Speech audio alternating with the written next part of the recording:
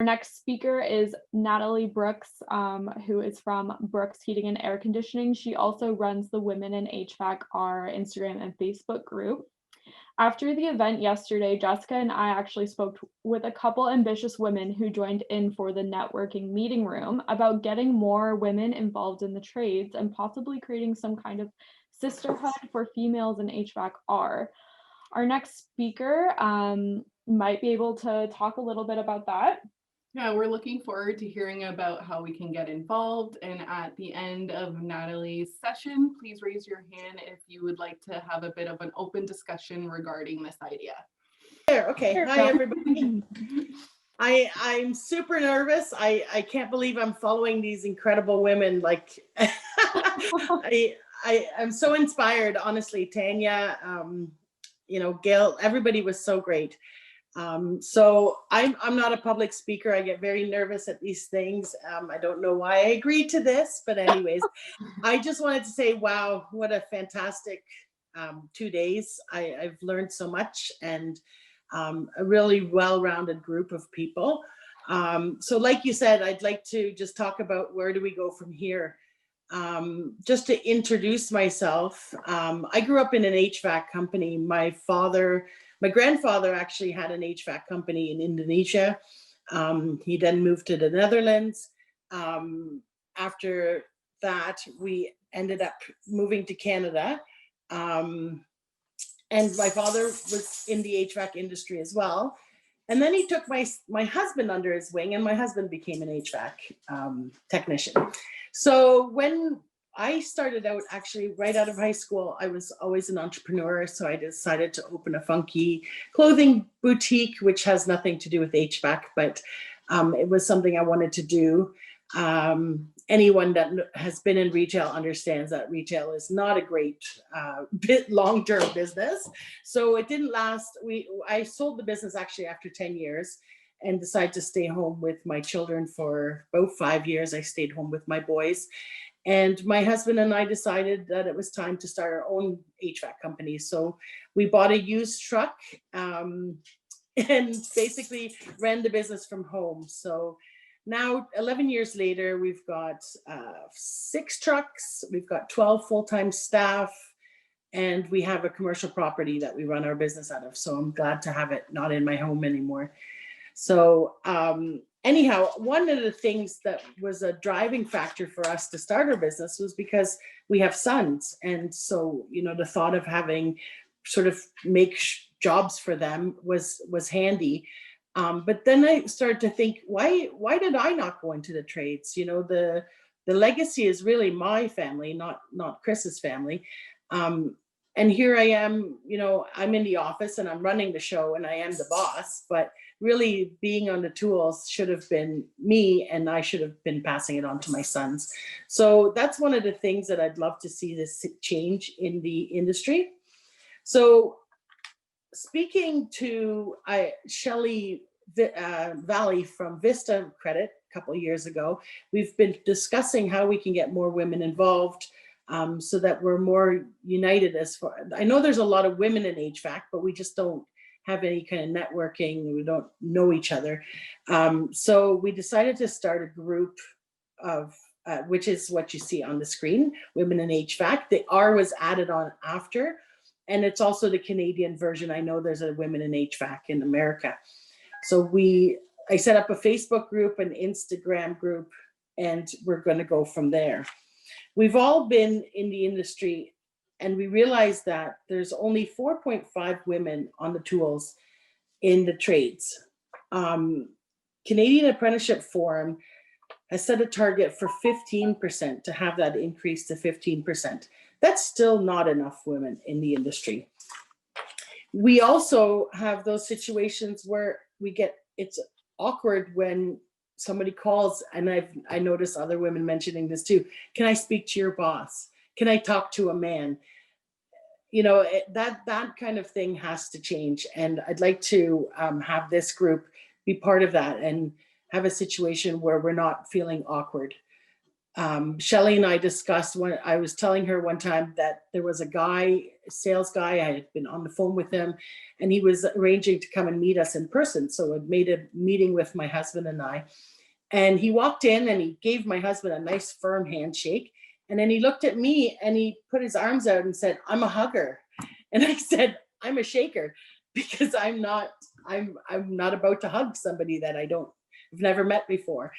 It was not his fault. He just didn't know how to behave around women, I guess, thinking of me as a more motherly figure rather than the boss of this company. So those are all things that we'd like to see happen, change in our group, and bring out strong women and having us at the forefront.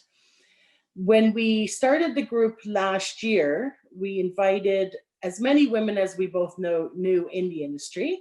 We had our first meeting at the HRAI office in Mississauga, and we were really happy to have 20 people show up. It was fantastic.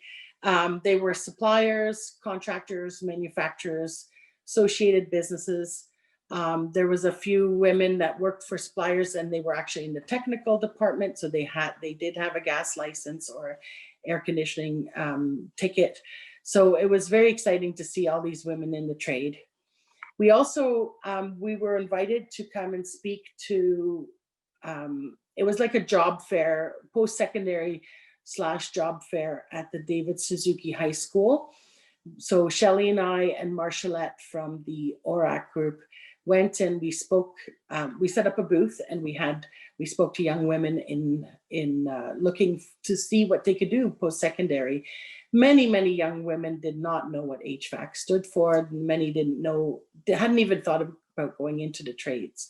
So this is something that we'd like to do more of in the group. I also, sorry, I've just got my notes here. We'd also like to be a resource for new women in the trades. A lot of these small businesses, including my own, we don't have an HR department. We don't have somewhere where someone can come and maybe talk about issues they have with harassment or anything like that. So if we have this group available for women to be able to come to the group and say, this is what's happening in my work, what can I do about it, what resources do I have, and we can support that person outside of going to the boss or fellow colleagues that maybe wouldn't understand the issues that women go through. We also would like to have a health and safety and technical committee. Again, the health and safety goes back to the harassment or anything like that, if you're being bullied or anything like that at work. The technical committee would be to support the people if they're not comfortable asking their counterpart for technical support or technical questions, because you might feel dumb, or you don't want to be the girl asking the dumb questions. You could have a whole group of HVAC women that they can touch base with and ask those questions if you're not comfortable speaking to a male counterpart. We mostly want to recruit young women. So we've talked about, again, going to different schools, post-secondary job fairs or education fairs, but we really felt like there was a gap in middle school, where in high school they're already deciding what they've already kind of made up their minds. But in middle school, if you're putting it out there that women can be in the trades, that is already going to put that information in their heads. So we wanted to maybe meet with women, female-centric groups such as the Girl Guides of Canada, or any school fairs where they're talking about education and job fairs. We're all looking to hire women. It would be fantastic. I mean, we're all looking to hire people, period. There is just not enough people in the trades. If we could get 50% of the other population, all the women interested in trades, then we would have 100% to choose from, which would be such a great thing for all of us. Whether you're on the tools, tech support, or you're the boss, We want to provide a healthy and safe workplace for our young women. So how can you get involved? That's, I guess, what people have been asking. So unfortunately, due to COVID, and I hate to use that excuse, we all have been using that excuse, but we did have a lovely meeting in the fall, and then everybody gets busy, and then COVID hit, and nothing really has happened. We've been posting stuff on the group and stuff, but we'd really like to have this as a call to action. If we need a tribe of women to support fellow HVAC women. So if you're interested in joining our group, I would like to set up some subcommittees for those different things that I had mentioned. So if you wanted to get in touch with me, either through Facebook or Instagram, those are the pages up on my screen here. And let's change the world for women in HVAC. I think I spoke too fast because I don't think that was 20 minutes, but I'm the last person to speak. Nope. So Oh, you did a great job. Yeah, that was awesome, That was Nathalie. good. You got lots of comments from the other speakers in the chat here. Tanya said, we're all nervous. Great personal self-development today. I would be nervous to run an HVAC company, so there you go.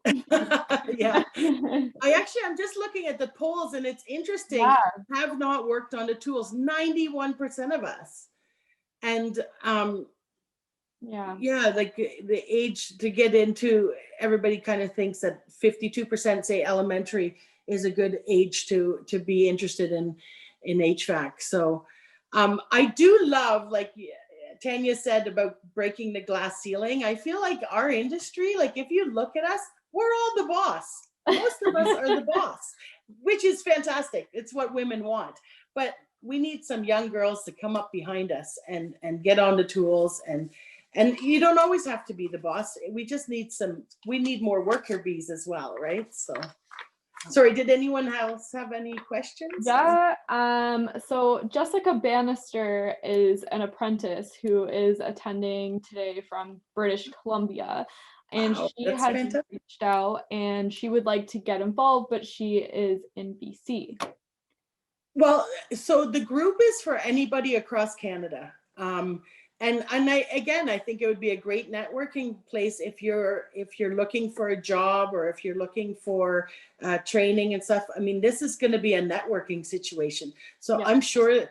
I mean, she can move to BC, to Ontario, and could work for me. But I'm sure there's women in this group that have been watching that would love to hire a woman and interview her. And so if she gets on the group, what I'd like to do ideally, and I'm not very technical, I'd like to set up a web page and an email address so there can be communications. But we just started with the 2 social media things.